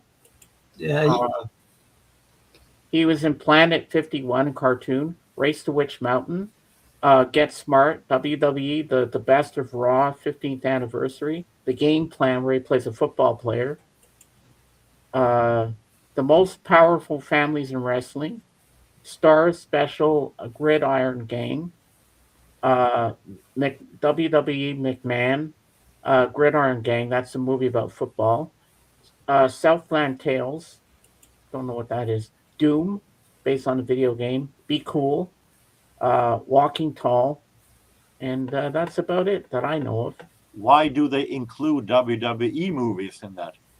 I don't know. I guess they want to show everything he did. Yeah, but they are not featurettes. They're not features. They're compilations from his wrestling days. But I think I've heard somewhere that the Baywatch movie was something that is not something that is totally proud of today, and I understand why the little I've seen. It was totally different from the actual show with David Hasselhoff. Yeah, but Mitch Buchanan is The Rock. I mean, what did they think of? There are a whole lot of things that doesn't mix. First of all, the color of the skin doesn't fit. I couldn't. I said, this is not like Baywatch. What the hell? It's a whole different ball game. That film's like, whoa. Well, I'll be back in a minute. I'm going to go get something. Just okay. All right. Yeah, I said, this is not like the TV show, but, it was okay for what it was. I mean, I still watched the film. I mean, I was curious about it, and I watched it. Did I enjoy it? Nah, it was okay. If the one, I have no problems if there was a Baywatch show when The Rock have replaced Mitch Buchanan, but they can't just go and change. I mean, it's like you can't change a blonde character and all of a sudden he's another guy who is black-haired. The same goes to you can't change a guy all of a sudden going from what did he do transplantation over the night? Yeah, true. No, it's okay. It wasn't bad. Okay, I'm back. Welcome home. I just had to get some peppermints. Ah. They help keep me awake. They do? Yeah. Oh, I didn't know that. Wow. Well, for different people, there are different stuff. So. Yeah, even Mark Wahlberg's a good actor. Who? Mark Wahlberg. I haven't seen him in anything in the movie, so I don't know. Well, Donnie isn't bad either, so. Even Roddy Piper was good in the movies, like in the. I only seen him in They Live. Yeah, They Live. That's a good movie. I think he's done a couple of other ones. And he does. He's pretty much okay. He manages to step out of this wrestling shadow there. The worst movie Hulk Hogan ever did. He should be effing embarrassed for this. Excuse my language, but that's the only way I can put this. Santa with muscles. You haven't seen No Holds Barred, I can say that. I've seen that movie. That was, well, back in the day when I was a teenager, I thought it was cool. I was excited. Oh, Hulk Hogan's in a movie. I'm like, wow, I want to see this. I want to see this. But if I watched it today, I'd say I liked this when I was younger. Then I would think It was like thinking. The same goes with this damn thing. The same goes with me with the No Holds Barred. I thought it was pretty cool. I owned the VHS of that movie, and I thought it was a pretty good movie. And then I realized, what the hell is this crap? I mean, all of a sudden, the bad guys goes smashing a young guy that's supposed to be Hulk Hogan's younger brother. And then instead of showing when Hulk Hogan finds out about it, the next scene, you see Hulk Hogan going around in the garage watching, where is he? Where is he? Picking up, where do you do with my brother? I need to poo-poo. And I feel like, what the hell is this crap? Oh, that's poor editing in a film. Yeah. Very poor editing. They didn't edit that film properly. Not to mention poor directing. That too. The only acting that Hulk Hogan ever did that I thought was decent was Rocky 3 as Thunderlips. But the problem is that he played a wrestler there, so he pretty much played Hulk Hogan as a heel.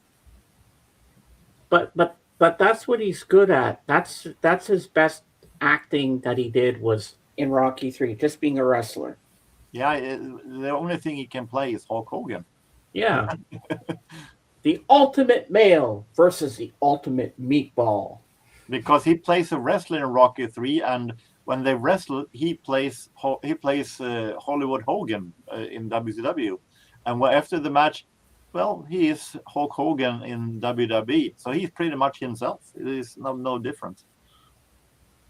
And I remember I rented a Hulk Hogan VHS video back in the 80s where he said, where are all my Hulkamaniacs at? And he had all the kids with him around his table, and he had Python powder. Remember his Python powder that he'd make drinks with?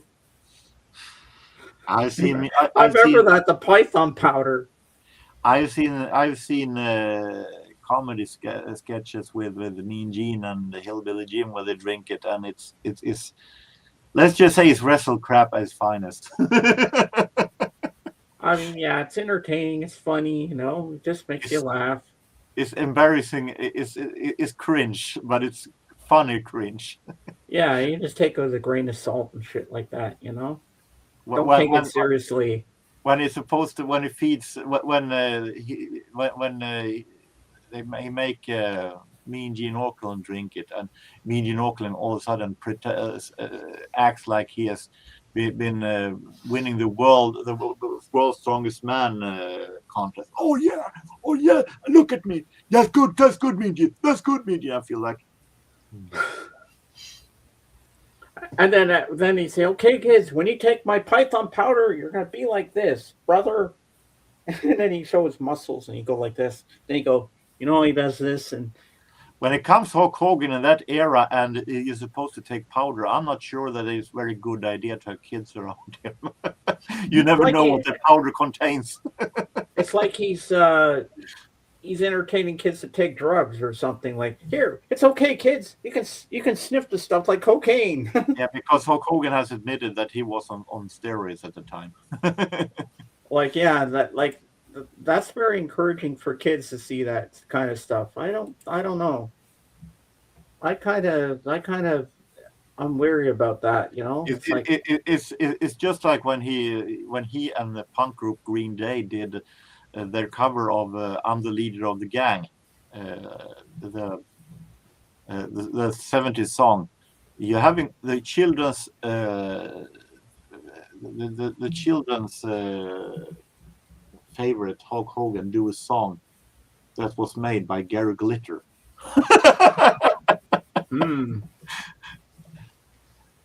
I know, right?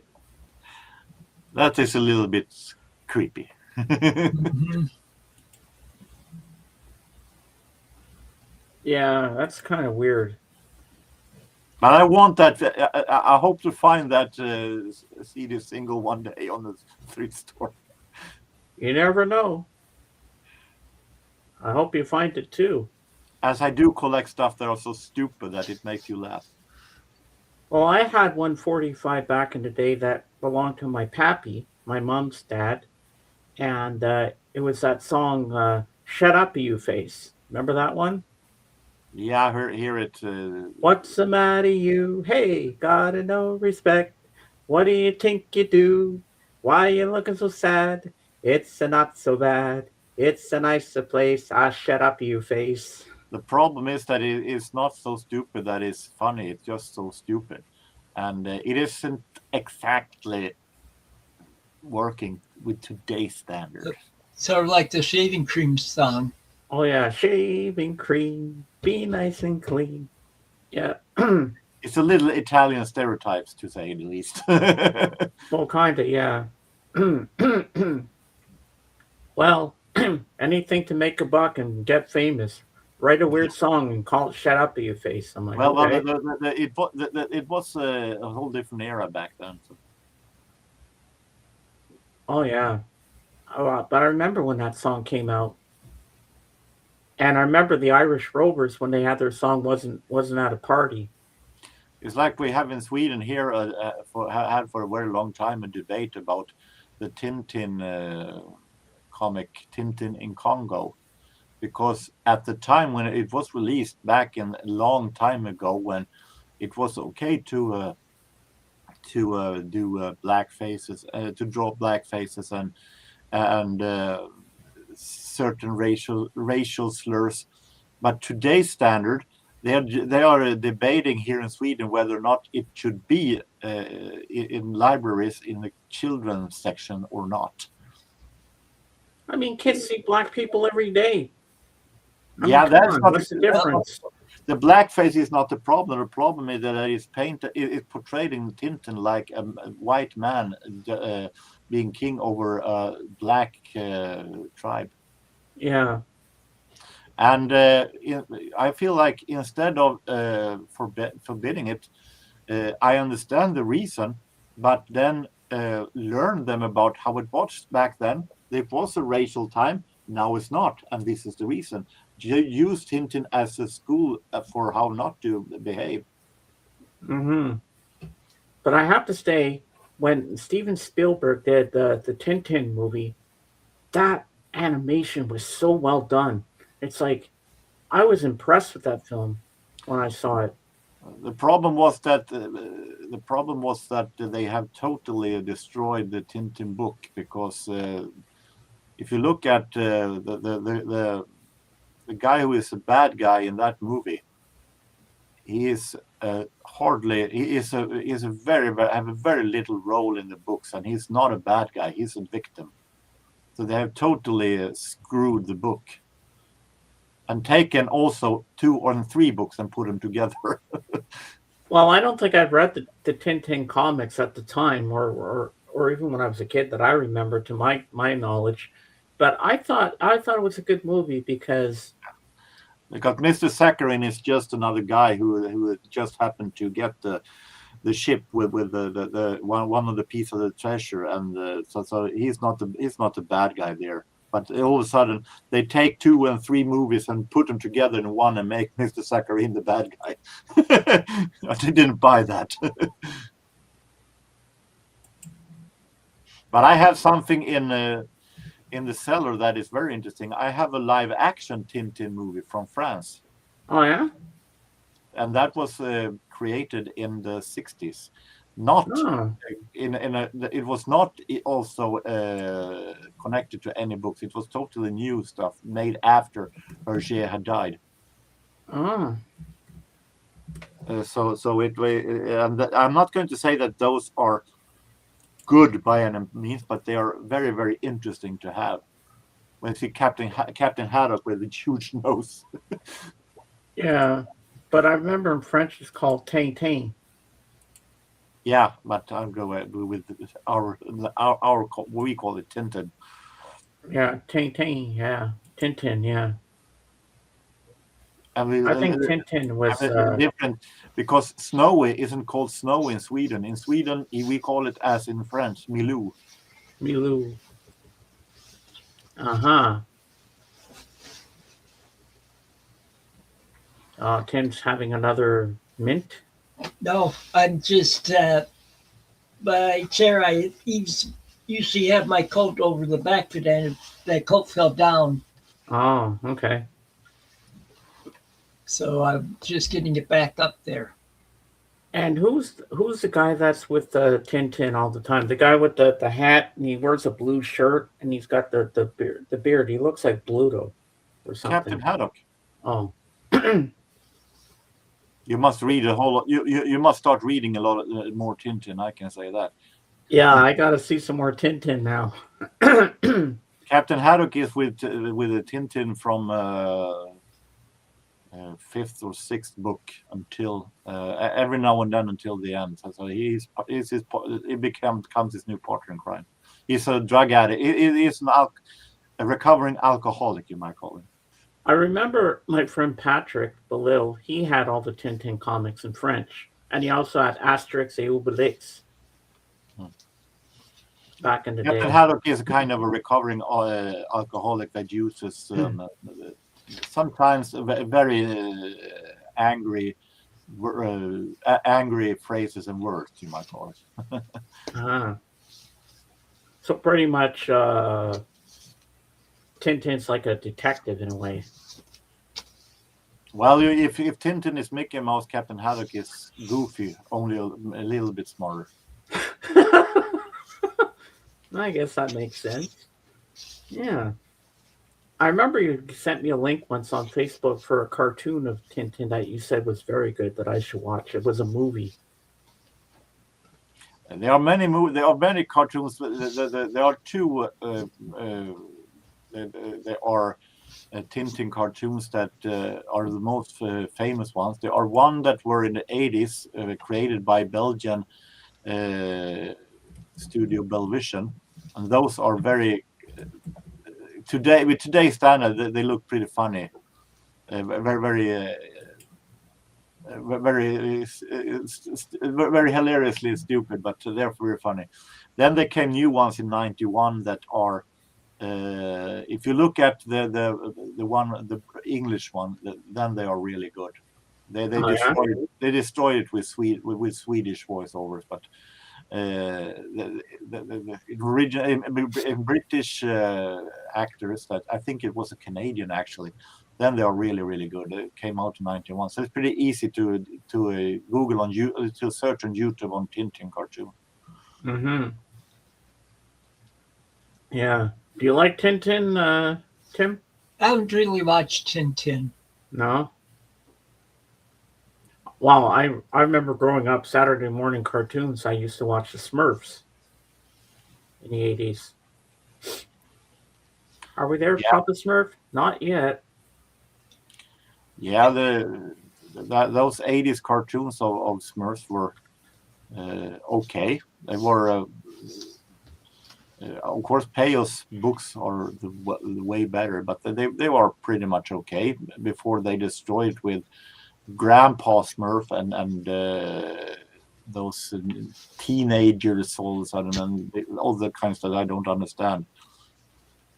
Well, because I used to go to my library and I get all the Smurf comics. I felt like when you're having Papa Smurf being the wise man, then why should you have a Grandpa Smurf that all of a sudden takes away everything that made Papa Smurf the character? And I like Grumpy Smurf and I liked Jokey. Grumpy Smurf, Grouchy. Yeah. I hate Smurfs. I hate this. And then one time, Grouchy is my favorite because he hates everything he looks.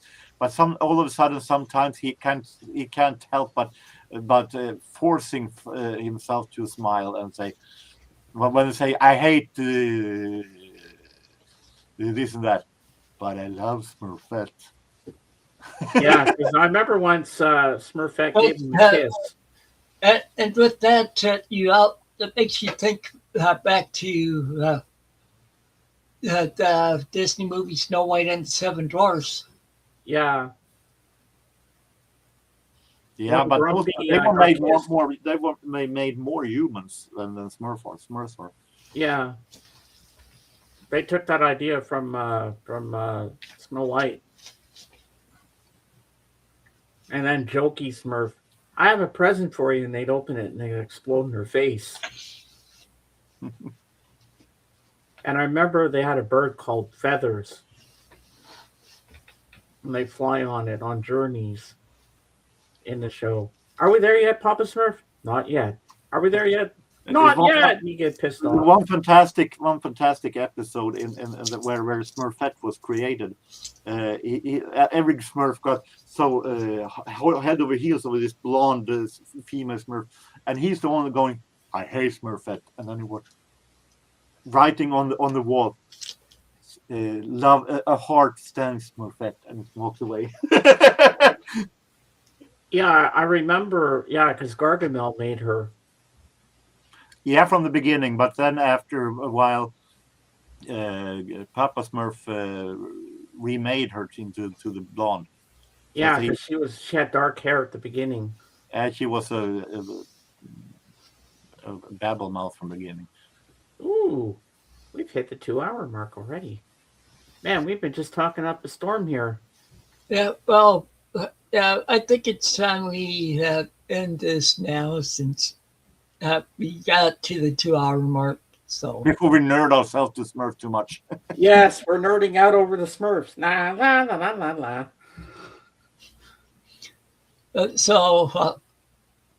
Until next, we'll be back next week. Until then, take it easy and keep on rocking and reading. Godspeed, everybody. See you soon. Woo-hoo!